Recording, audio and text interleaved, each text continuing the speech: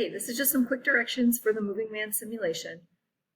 I'll show you the simulation in a second, but you're going to be putting in these different pieces of information, and this is what you need to record in the description box. So for each one, you need to say, so you might want to jot this at the top of your paper, you need to say, where does the person start? So he starts wherever, and then you're going to say goes, meaning he goes either left or right, and then you're going to talk about what's happening with the speed. Is it a constant speed, speeding up, or slowing down?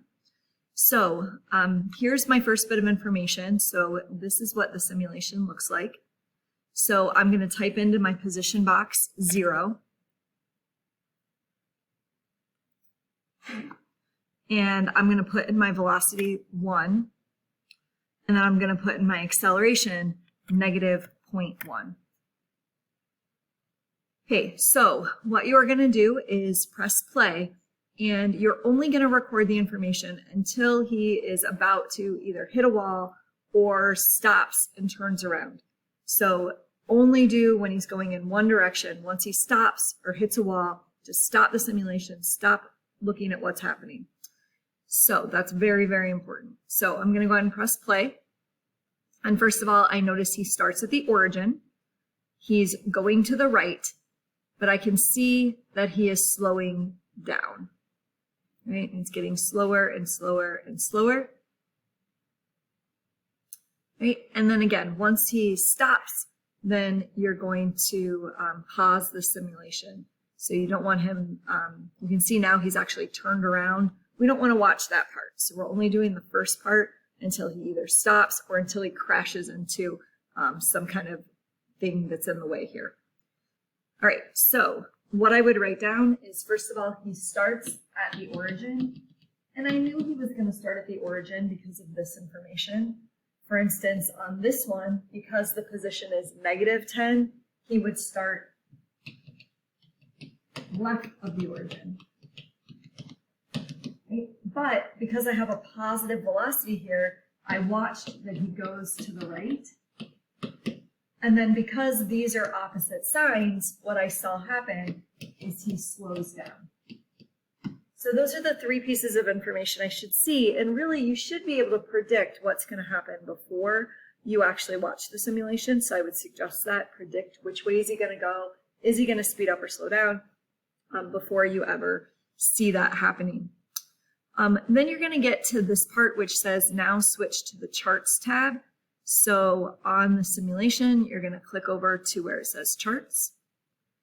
And then we're going to do what it says. So here we have a position of -10 and a velocity of 2 and an acceleration of 0. So my position is going to be -10. And you can see he just moved over to the position of -10. His velocity is going to be 2. And his acceleration is going to be 0.